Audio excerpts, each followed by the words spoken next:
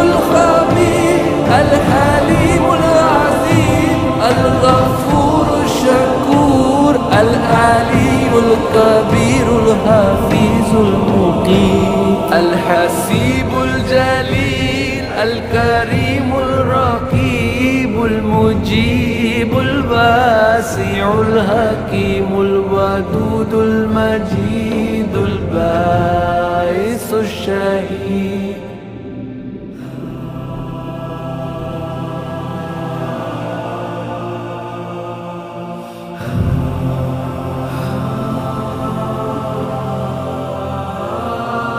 الحق الوكيل القوي